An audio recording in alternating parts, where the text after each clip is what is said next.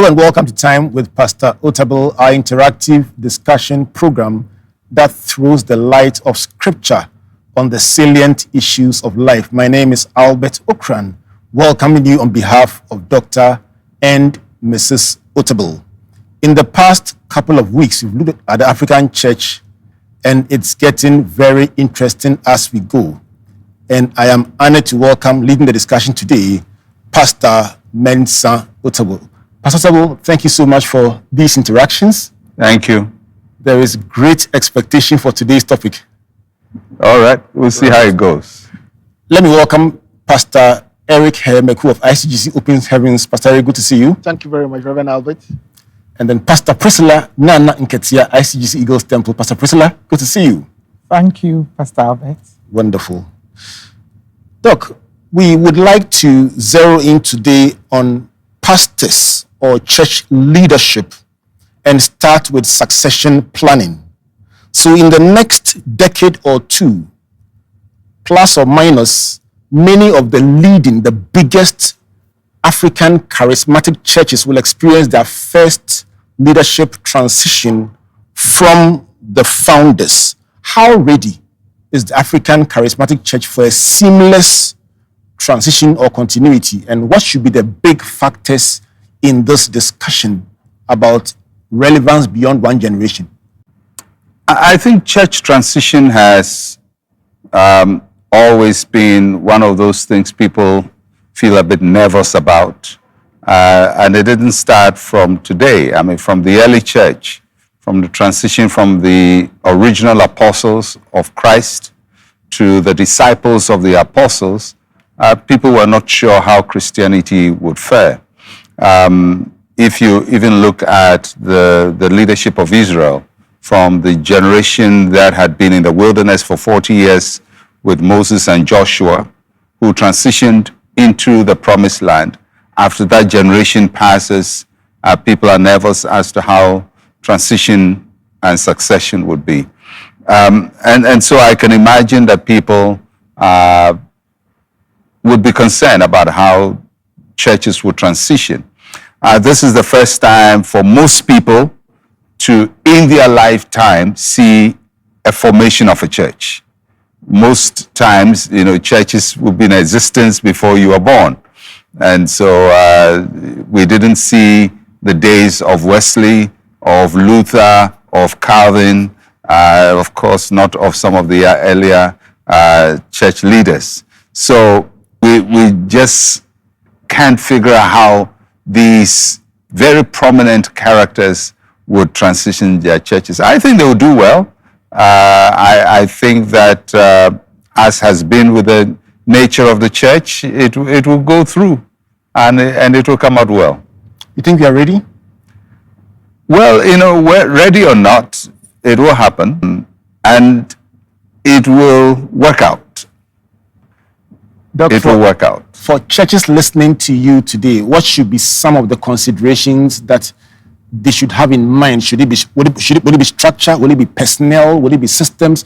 What should be the big considerations? Will it be timing? I think really it is how quickly a church is ready to move from a person to an institution and when it should take place.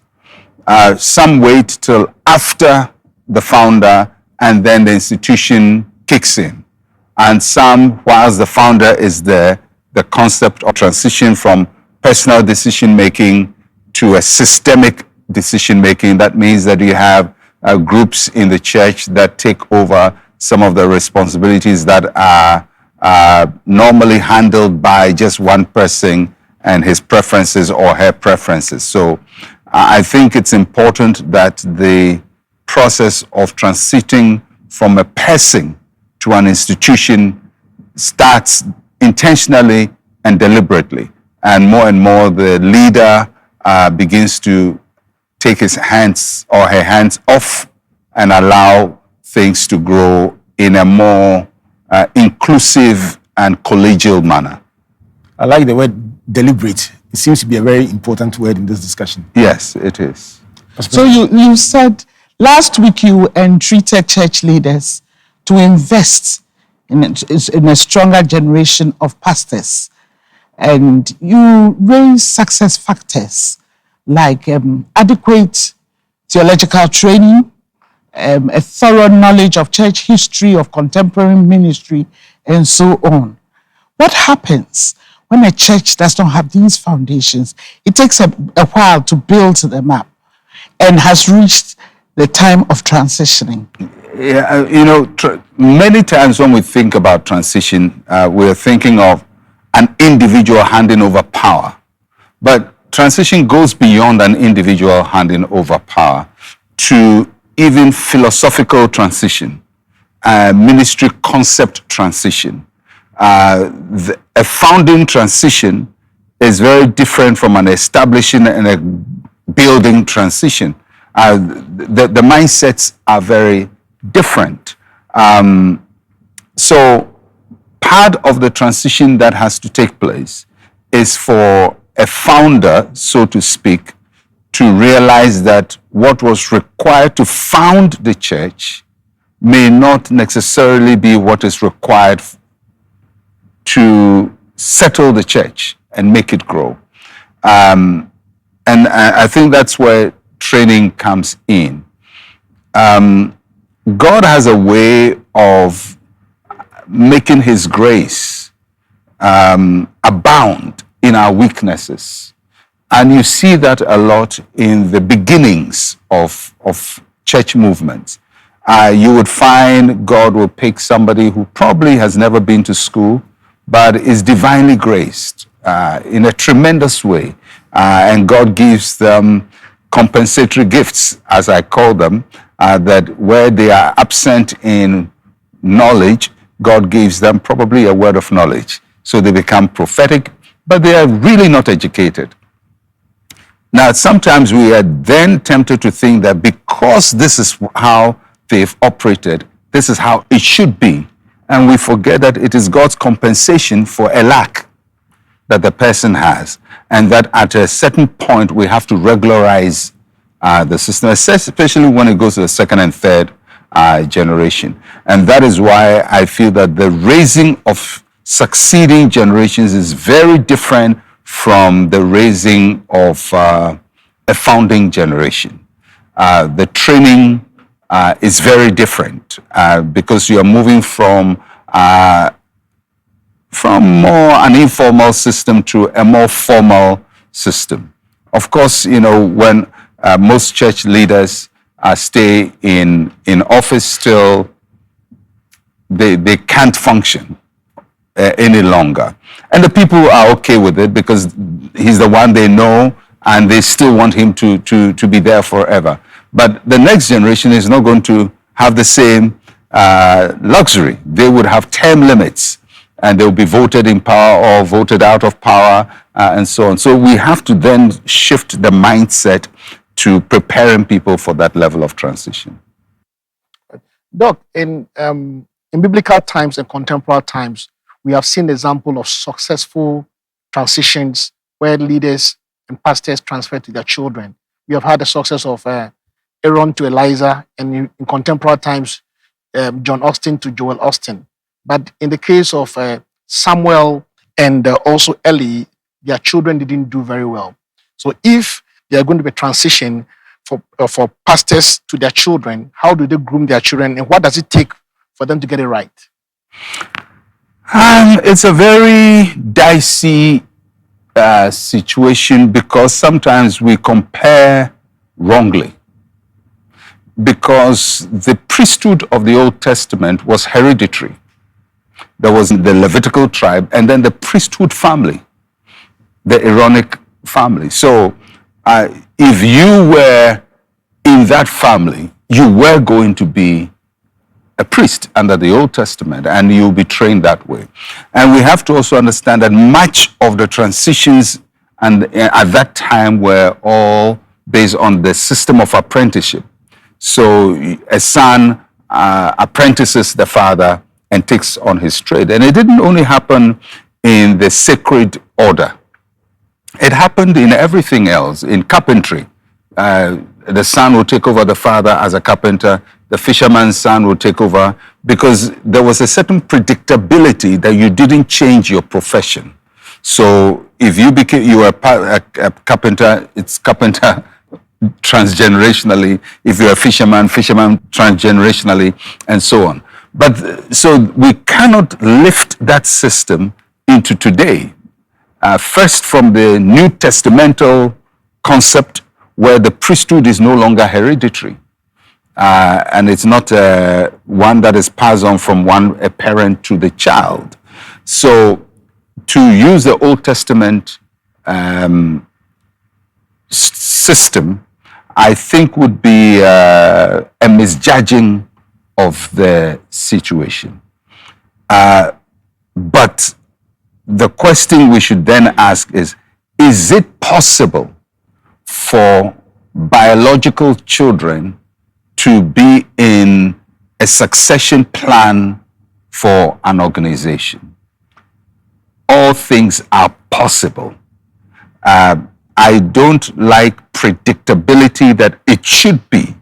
But when we say it's possible, it means that it's in the scheme of things, it can be one of the factors that can be looked at.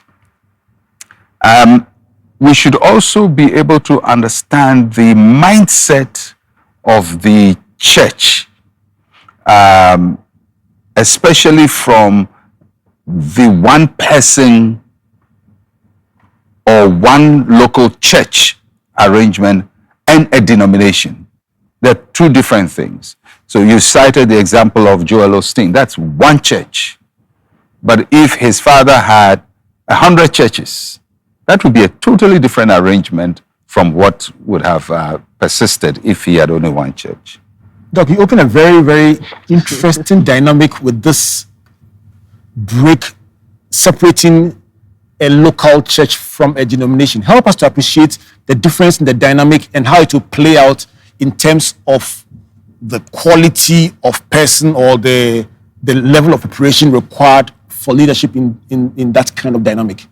You see, the charismatic church, and that's one of the things I would want to really look at, historically developed from various church activities that took place in the 1940s in the United States, where individuals came out from denominations and founded individual ministries. That was when people would put their name on their ministry. So you have Oral Roberts ministry, Catherine Kuhlman ministry. So the whole organization was built on the gifting of one person. And everybody in the organization serves that one person, because that is the only gift that is in operation and it's in manifestation. So we had these, whether it's Maurice Sorilo or it was just one person and his ministry. It's a very, very narrow organizational system. It doesn't have the capacity to bring in others, because if you had one person who is an evangelist and you have 10 now, so whose ministry is it going to be? So it is a system that is very linear and only works in a very narrow, constrained system.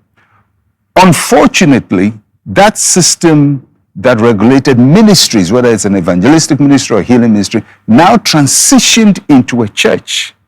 And one of the things about a church, even a local church, it's a bigger organization than a one ministry. Then in a church, you have multiple pastors. At that point, the system that regulates a ministry doesn't work in the church because different stakeholders have come in. All right. But it's still an easier thing because it's one church. So you may have one senior pastor, 3-4 associate pastors, and its transition is very, very different. But when it transitions into a denomination where you have then about 100, 200, 300 pastors, and to think that only one person's ministry is important, you are actually working philosophically with a ministry system that has been conditioned for only a ministry, but not for a church. And what I see is a lot of churches are still running this system. I call it a juvenile system. It's a childhood system of organization of spiritual ministries.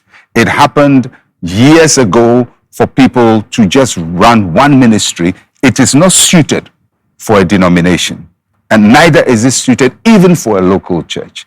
Once you make it work that way, you're going to have friction, and that's why the charismatics unfortunately have so much breakaways, because the system they are operating philosophically only accommodates one person. So, Doc, while it may not have the name, the one person's name on it, you're saying that it may have a neutral name, but it has all the elements. Yeah, it may be called International Central Gospel Church or International Transcontinental Church, but philosophically and structurally, it is a one-person ministry.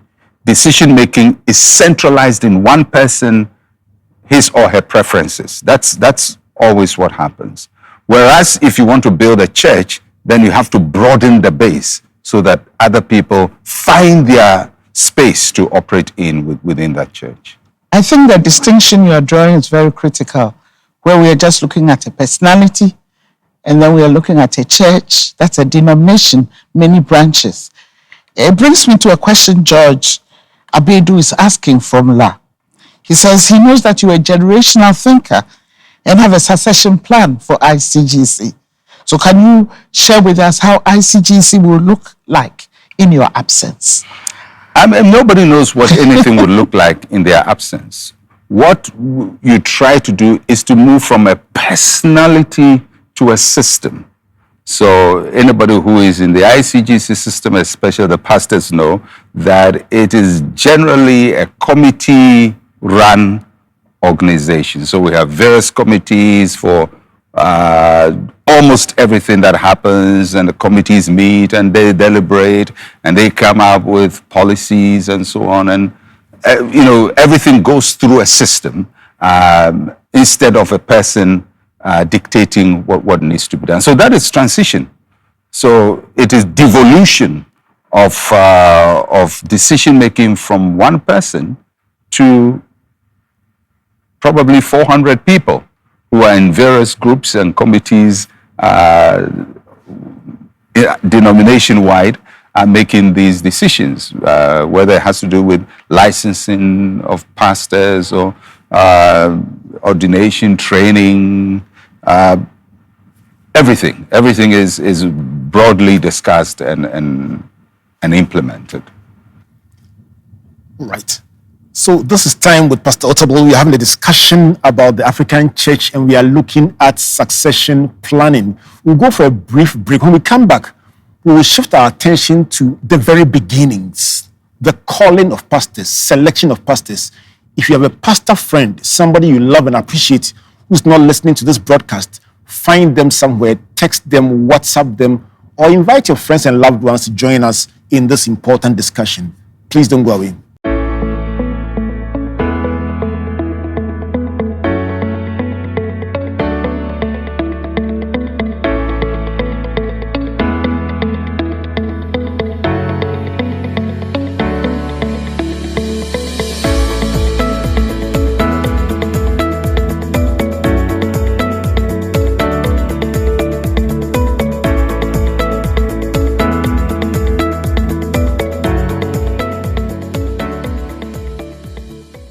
Welcome back to Time with Pastor Otabil, an exciting discussion about the African church. And today we are looking at leadership, at pastors.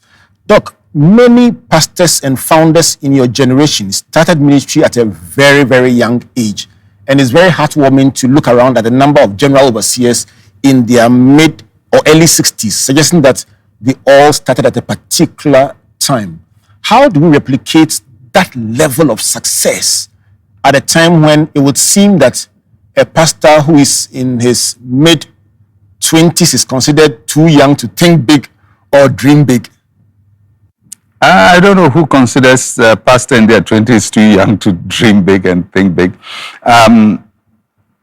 Generational works are very, very unique. For example, if you look at the independence struggle, for Ghana.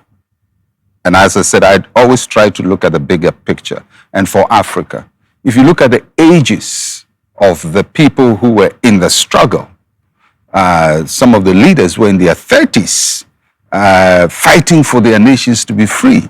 If you look at the civil rights movement, for example, Martin Luther King started at 26 years.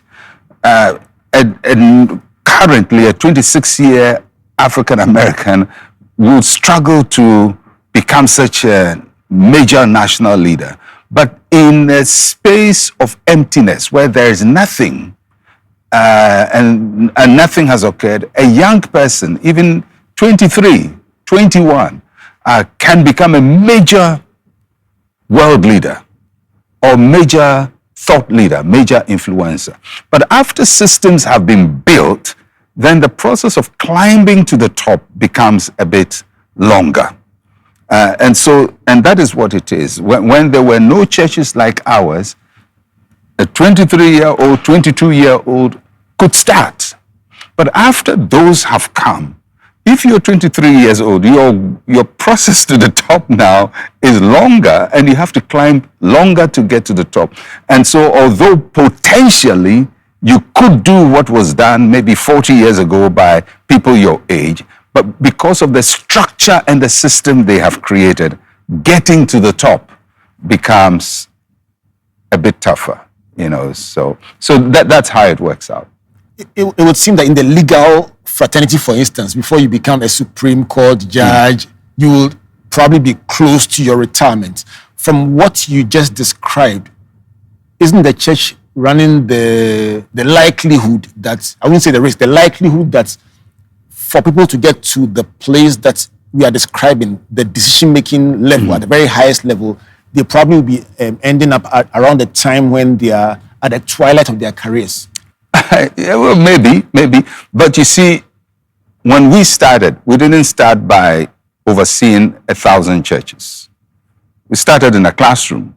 So commensurate with our age and experience, we were able to handle that. The people who are taking over from us are not going to pastor 20 people in a classroom. They're going to pastor a very complex organization. And so they require far more experience than I was required to start, because I started very small. Those who are coming in are starting very big. It's like when you get transferred to go and pastor a church. Somebody has been there, maybe the church was in a classroom, they've now built, they have maybe a 500-seat auditorium, and they have so much. And you are a young pastor, 26, you've just been posted to take over.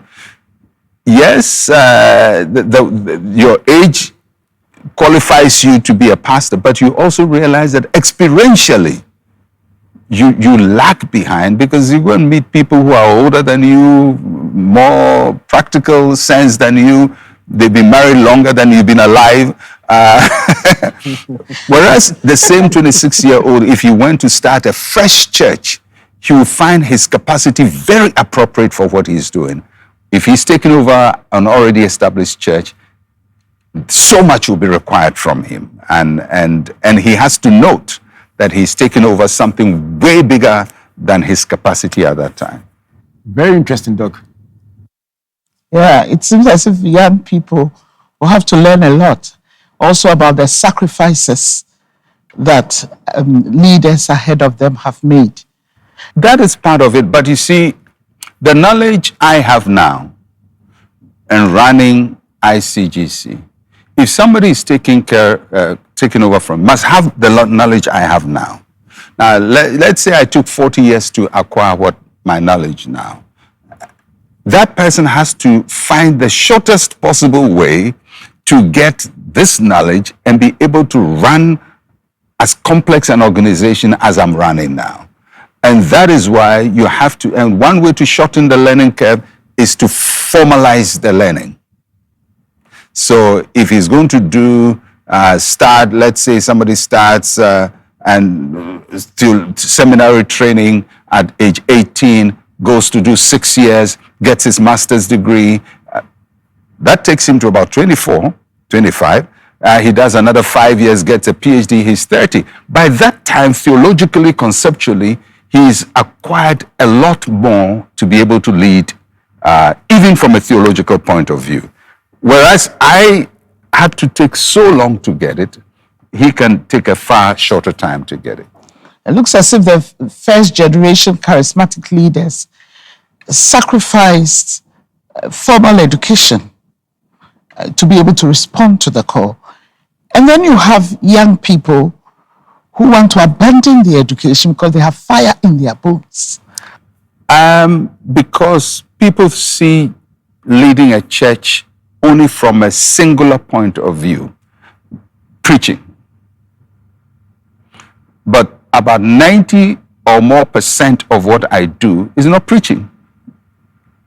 So you're dealing with all kinds of stuff. So if you see preaching only as the work of the pastor, then you would miss it. You probably about 5% of his job is preaching, but the rest of it is very, very management, administration, overseeing. I mean, so many activities that require a vast breadth of knowledge. Right. When Prophet Samuel was sent by God to go and anoint David, he nearly made a mistake.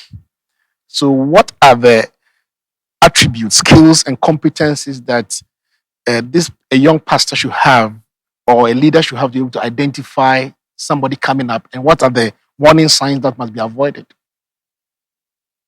It's always difficult. I mean, Samuel was held by God. Otherwise, he was going to choose the wrong person.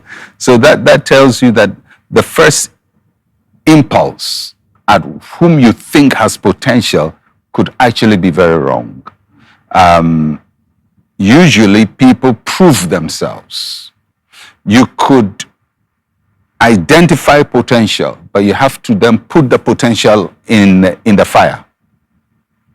That means if I think you have potential, I have to help you to grow the potential by putting you in a system where you have to use the potential. So I don't protect the potential, I have to challenge the potential. And then you would know what the material the person is made out of. Because if you think something is gold, how do you prove it's gold? You put it in fire. If it comes out better, you know it's gold. If it burns, it wasn't gold. So part of the job of every leader is to look for talent. But you don't look for talent just to raise it. You look for talent and challenge it. And it is in that challenge that you see who has the real stuff and who doesn't have it. That means that it's very advisable that as young pastors, we must be ready to start from where we are than to aspire for huge spaces and all that. Because like you said, you started very small and you grew with it. And the tendency now is that people want to start ministry, but they want to have it very big in a short time. Ambition is good. We must encourage ambition. But ambition doesn't get anything done. You have to go through the fire to get it done. So I like it when people say they're going to do great things and God has called them and they're going to do mighty things. There has to be a dreamer. But that by itself is not going to make them do great things. They have to get used to the idea that they'll go through the rough and tumble of life. And sometimes, people think they can do great things, and then you put them in a situation and their mind changes. We see it all the time when people come up from Bible college and they're very fired up. Pastor Priscilla was head of our Bible college for a while, and they're very fired. And you put them into a situation to go and start a church somewhere, and they understand that motivating yourself in a classroom is very different from making sure that the goats and the chickens don't come into your church meeting room whilst you're meeting in that small classroom, and that you stand at the door to welcome everybody, and you go to clean up your place, your church room, and do all this hard work that you probably didn't associate with the work of a pastor. But you find out that when you start, you become the chief laborer in the church. You do everything in order to build the church and make it work. Doc, you described with the word fire, the grooming process that a senior puts a younger person through. How do you reconcile the fact that you love the person and yet you are putting them through what you describe as fire? And I'm sure that from the young person's perspective, it will almost seem like they are being punished or they are even disliked when they are going through that process. I suspect so. It happens in every profession. It happens everywhere. It happens even with parenting. When you want your children to get good grades, you take them through fire. They learn, and you give them assignments, and you give them discipline, and you shut the TV off, and they're crying and think you hate them. But one day, hopefully, when they are about 40 years, they will say, thank you for shutting the TV off and making me run. And it's the same thing with when you're raising a leader. You're not doing it to damage the person. But if you truly believe potential, then you will not shy challenging the person. And if you really believe that you have the potential, then you have to face the fire and come out as pure gold. Because the end, you must come out as pure gold. Doc, so based on what you just described, you mentioned Samuel. He went through the fire under Eli. Elisha went through the fire under Elijah. Paul says he was trained by Gamaliel very strictly. How critical is the role of a mentor or a senior overseeing the young person in the developmental process? And then where does that leave the John the Baptist who probably was in the wilderness with no mentor? You know, I'm very flexible with these issues because I recognize sovereignty, God's sovereignty in the affairs of men. People would say that everybody must have a spiritual father. I don't hold that view. That if you don't have a father, then you can't do something. I don't hold that view. I think we limit God to human performance. It's good to have somebody watching over you and mentoring you and correcting you. Sometimes too much of that can also smother you, where you are overprotected from doing daring things. It has its value. In the end, from my point of view, the person determines the outcome of his life. So if I'm a pastor, I determine the kind of pastor I'm going to be, not the person who oversees me. They can guide me, they can instruct me, they can lay a path for me, they can create opportunity for me, they can open doors for me. But in the end, I make all the big decisions about my life. So mentoring is good, whether formal or informal. But what if nobody mentors you? What are you going to do? I mean, nobody fathers you. You know, when I was growing up as a Christian, I never had a spiritual father. People ask me, who's your spiritual father? None. I never had anybody who believed in me. I never had anybody who encouraged me. I cannot pick one person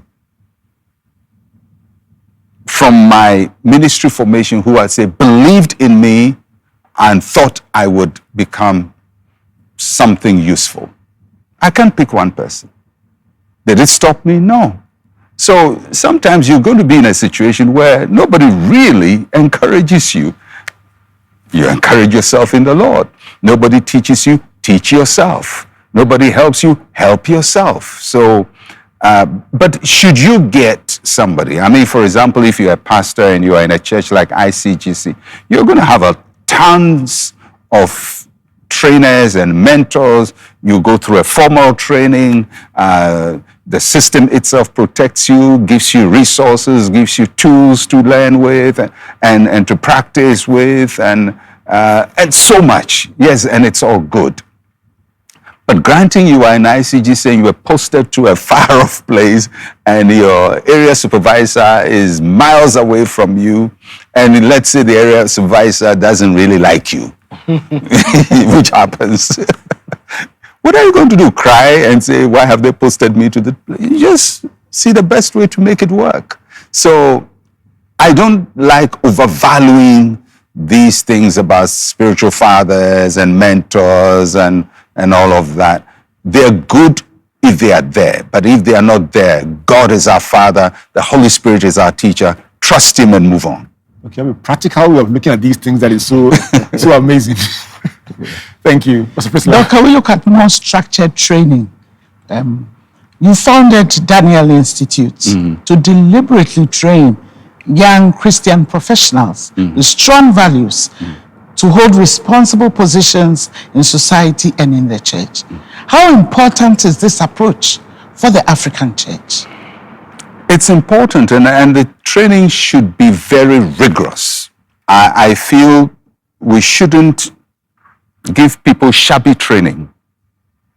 I always say it, if you give a doctor shabby training, the patients are going to suffer. If you give a lawyer shabby training, clients are going to suffer. And if we give pastors shabby training, this glorified Sunday school, just, you just look at the training, you wonder, who put this curriculum together? Will this pass a rigorous assessment? And what we try to do is to conceptualize a training program that is as rigorous as the counterpart of the pastor in a profession.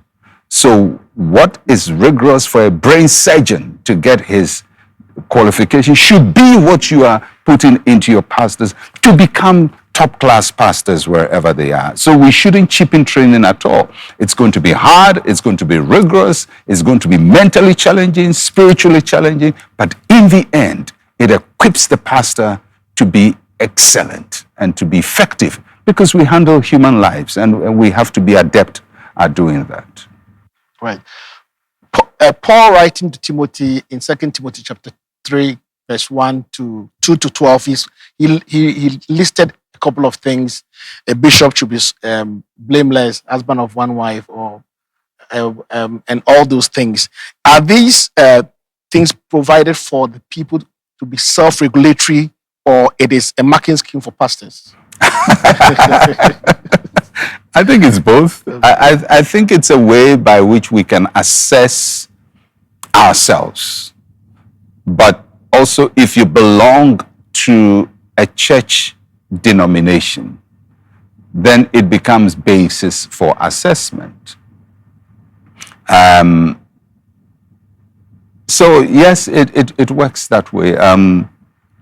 I believe they are very important indicators of the kind of values we should hold as pastors, from our homes to the pulpit, to handling older people, to handling younger people. Paul enumerates all of that, and it just gives you the impression that the publics of the pastor is very wide, and this is just within the church. And then the church is within the community and has to relate to the community. So the pastor must then be equipped to do all of that. So yes, it's maybe it should be a personal regulatory system. But if you belong to a church organization, then they will use it as a marking scheme to mark you, yes. This is Time with Pastor Otabil. Very interesting discussion about the African church. And today we are looking at pastors. We are looking at the calling, the preparation, the requirements. And we just talked about regulation. When we come back, we'll talk a bit more about regulation and then also bring on board your questions about the African church. Please don't go away.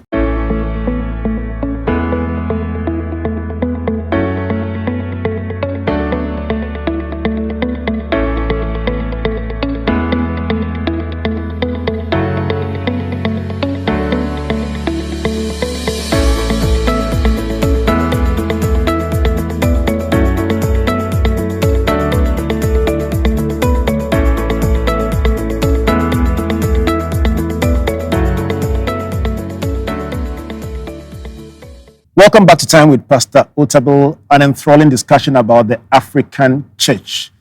Pastor Otabil, before we went for the break, at a point you made a very interesting illustration that the requirements for the pastor's contemporary in, let's say, brain surgery must be superimposed on the curriculum of the pastor. Many of these professions have regulatory bodies that govern their actions and sanction errant members. Would you subscribe to the idea of some kind of regulation for pastoral behavior? Most of these organizations or professions will have internal self-regulatory programs, whether it's architects or journalist or some other profession. And I think pastors need that. And they do have that for those who are in larger organizations. So if somebody is a pastor in ICGC, for example, or Assemblies of God or Church of Pentecost, they will be regulated. And there are rules that they abide by. And most churches do pastoral assessment of their pastors every year. And they talk through all the problems and observations and areas of improvement.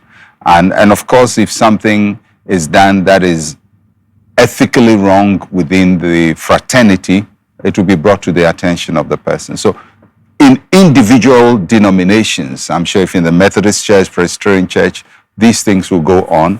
But church-wide, as trans-denominational, there's nothing like that. Because, you know, it's different organizations and the expectations are a little different from each other. I think that the challenge sometimes happens when, especially in a media-driven ministry environment, you watch a pastor who may not be necessarily under any denominational authority do things that you will say cross the line or cross the boundary, and people ask who's checking, who's holding them accountable, and that seems to be the challenge with you. Yeah, I mean, yes, I'm sure if there's a freelance journalist, nobody would regulate him if he doesn't belong to an association. I mean, some professions are regulated by law. I don't think that the work of the clergy should be regulated by law, but they should be regulated internally by their denominations. I think that we probably also have to look at selection of leaders. When we look in the scripture, the methods vary. What is the New Testament position on leadership selection? Is it by voting? Is it by lots?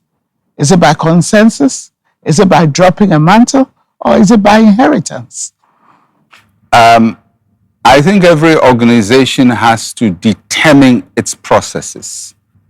In ICGC, we have a constitution, and the process is clearly laid out in the constitution as to how leadership will be selected. That may not be how another church will select leaders. So it has to be clarified. I mean, I think it's important as an organization grows that we don't leave shady areas. You know, there should be clarity. If somebody is a young pastor, he should know this is the pathway. This is the pipeline. If I follow this path, I will get there. You know, there should be predictability. It shouldn't be the favor of a person to make you or unmake you. It should be the merit you show in your work that gets you there. So, I'm not going to fuss over whether it's election or lot or putting a mantle. If people think that they would throw mantles on people to determine leadership, then who knows? Maybe it works for them. It wouldn't work for me. I think that it has to be merit. Many admire your partnership with Lady Joy. You've always said that she's a pillar in your ministry. What is the ideal of a pastor's spouse in the church? Well, I mean, primarily she's my wife, but beyond that, she's in the ICGC hierarchy. She doesn't have an official role. She has, that means the governmental role, but she has responsibilities for organizing events, and she is a phenomenal organizer. But when we married, I didn't marry her because I thought she'd be an organizer. I just saw her, I liked her, and I married her. And later realized that there are things that she can do to help all of us in the work that we do. A pastor's wife is first and foremost a wife. And so she must be able to get on well with the husband, you know, or the vice versa. If the pastor is a woman, get on well with whatever, vice versa. So I think that role should be clear, that we're not creating a ministry partnership. You're creating a home partnership. But you may discover values that can help ministry. But that's not the basis of the marriage. The basis of the marriage is a partnership at home. And if out of it something comes that can benefit the ministry, that's fine. Pastors and their spouses should endeavor to build a cohesion between them, just the two of them, before we even include the larger organization. Doc, there are cases where some pastors' wives feel that they are also called into ministry. So how does the pastor manage that? Well, I mean, I think marriage is noble, but I don't know whether it's a calling. You don't get called by proximity to a person. So I have siblings, I have brothers and sisters, and they are not called because I'm called. If they are working for God, then they are called in their own right. So the pastor's wife, because of the nature of a church, becomes active in the church. Because of the nature of it has nothing to do with calling. It has to do with service and responsibility. Because people are going to call you a soft mommy. People will come to you with their problems. They're going to get engaged. They want you to go. They're going to get married. They want you to be there. Things like that. Yeah. So by just being associated with a pastor, it's almost like buy one, get one free. The church hires one and get the other one free. So the pastor's wife traditionally then plays some roles. Not everybody is suited to those roles, and they can define their role as they understand themselves better. But they are drafted more or less into the ministry. This is Time with Pastor Otabil, a very, very insightful discussion about the African church. Let's go now to the box and bring out the questions you've been sending to Pastor Otabil, and there are so many of them. Let's start with Kweku Adebri from Usu, who says, reference symbolic acts. How does Pastor Otabil explain the breaking of the bread and giving thanks in administering Holy Communion? How different is that from putting a bit of the meal on the ground in the African culture, as you explained earlier? Aren't we also picking the culture of the Israelites at the time of Jesus? That's Kweku's question. Well, Christianity is about Christ. And Christ says, do this in remembrance of me, so we do it. I mean, we follow the tradition of Christ. And if Christ says something, we do it. That is it. But our primary leader is Christ. And where his will conflicts with others, we choose Christ. Charles McCarthy, he says, concerning Sunday schools, please, don't you think we have to move from telling stories to teach some biblical doctrine to build our children for a future takeover? I mean, there's value in that, but the way of teaching children is very different from the way of teaching adults. And you teach children primarily with stories, and out of the stories you weave lessons. You can't go and teach them hard information. That's why their books have a lot of pictures. And that's why they watch a lot of cartoon, because you break down their lessons in an age-appropriate way for them to learn. So it depends on the age that the person is talking about. But I think telling children stories and getting them to understand the lessons in the story is age-appropriate for them. I think he's looking at the content being geared towards preparing them. Well, people will become effective at the right age. I mean, you don't say because somebody is going to go to the university to start teaching him university when he's a child. You teach him A, B, C, D. A is for apple, B is for ball. And then over time, they use those same tools to get to that level. So we shouldn't push it too much. Let kids be kids. Let's not force our kids to be adults too quickly. Right. Daniel Kweku, that thing from London says that Dr. Mensa Otabil, please address the issue of curses when there's a breakaway. When there's a breakaway, somebody leaves a church, and what happens? Maybe the senior pastor or the rains curses. That's what I think. Okay. First of all, I've never cursed anybody. I know that. Under any circumstance. So that's all I can say. I don't get it. I mean, if somebody has left, let them go and move on. And hopefully wish that they do well. And if they don't do well, that they will find their way back and be nurtured. Prince Ramsey says, Pastor Otabil, can you kindly share with us your biggest successes, failures, or regrets in ministry, and some advice for younger pastors based on that? That's about 3 programs in all. I don't really know what my successes are. I don't really group things in that way in my mind. What I try to do is just do what I must do and not look back. So generally, as a person, I'm not fixated on myself or on what I do or what people consider my success. It's not in my radar at all. I'm constantly thinking of what must I do now? What's the next thing I must do? So that's how I see it. So that's my worldview. But I think viewers would want you to share a bit of your regrets and maybe some challenges you encountered along the way. I don't really look at life that way.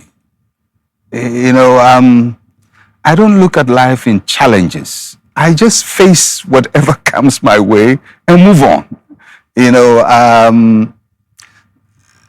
So I don't have these melodramatic, this is a hard thing and it came and I almost died. Nothing gets me to that point. I just move on. But that's something to learn from. Okay.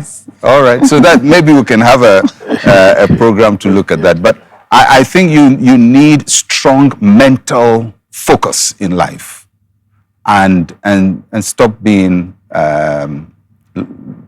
easily ruffled by what happens around you. Because life will give you ruffles. That's what the planet is for. It's to give you tough times, but you have to overcome them. All right, Kofi Asare from Dasma said that, which is your preferred theology, a Calvinist or an Arminian? Jesus Christ. I like that. Jesus Christ. I think we could discuss those finer points another time, but I appreciate Calvinist positions in a lot of ways. All right.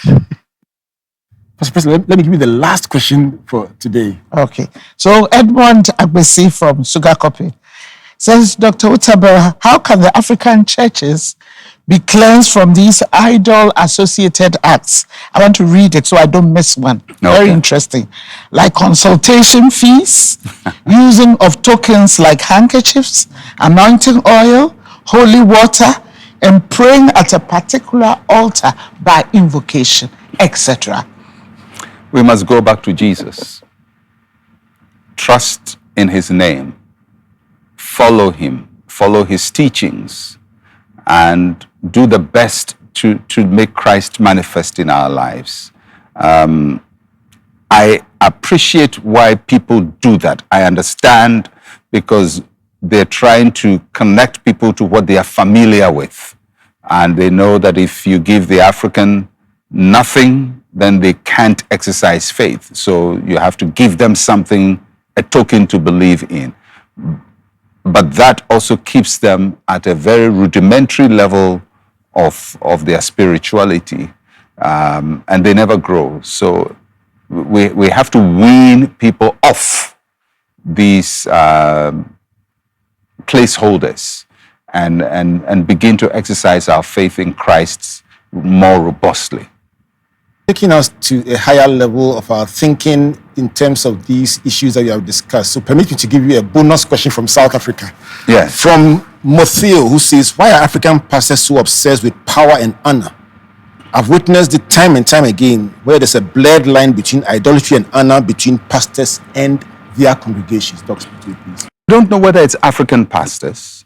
I think human beings generally are like that. And I also think there are African pastors who are not like that. So there's a certain overgeneralization of what we see as the same everywhere. Leaders want honor. And it's across board in every culture. If you go to Japan, there's a lot of honor for leadership.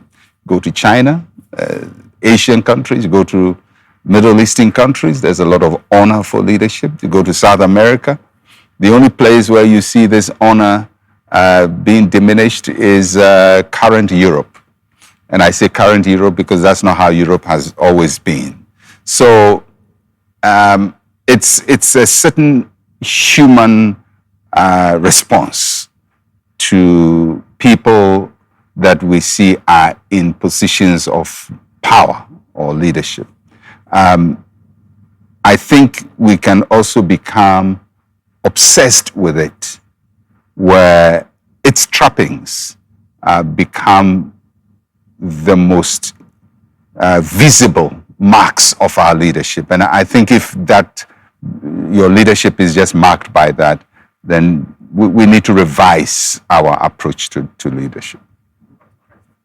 Yes, I think so. I think so. I mean, you see, there is a balance, and sometimes my observation is we tilt from one end to the other, and we never see the balance in how to weight all of these things well. So people say, well, don't honor anybody, we're all the same. It's not true.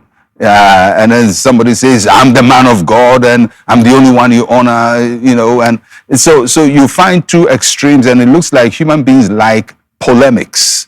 We always like to be in two extremes and hit the extremes at each other.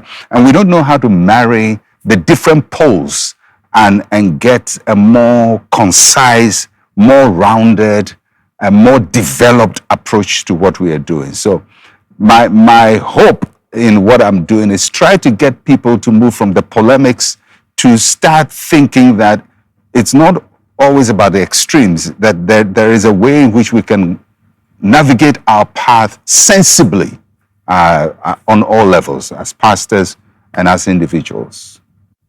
Concise, rounded, and developed. That's how next week's edition of Time with Pastor Otabil is going to be. Invite somebody, invite a friend, invite a loved one to join us next week for another huge conversation as we continue to explore the African church. A big thank you to you, Pastor Otabil, for the insights you've shared. Thank you so much, sir. Thank you. Thank you, Pastor Eric. It's been awesome. Very insightful. Absolutely amazing. Very insightful. Pastor Priscilla, Thank you so much. we've enjoyed ourselves, haven't we? Yes, it's always a learning experience for me. Doc, take us home with your closing thoughts. Well, you know, we've said so much. I'm a pastor myself. I've been for quite a while. And I understand pastors, especially the emerging pastors from Africa, those who have emerged in the last 40 years. I understand the world that has produced us. And I understand the belief system that has produced us and the philosophy that has produced us. Some for good, some not for good. And my hope, if you're listening to me and you're a pastor, is that you take time with yourself to understand yourself better and the world that has produced you a little better, and start doing some introspection and self-examination to look at areas that you need some amendments and some reworking. And I think if we go on this journey of constantly working on ourselves, we will be far better than we are at the end of the day. So I pray for every pastor who is listening to me. You have a tough job. May the Lord give you grace. May He give you wisdom. May He give you ability to handle your human relationships, to handle your institution, to handle all the important decisions that have to be made. May God give you the courage to do what is difficult to do. May God give you the wisdom to decipher into all those difficult choices you have to make. And in the end, may Christ be glorified in your life and in your ministry. In Jesus' name, amen.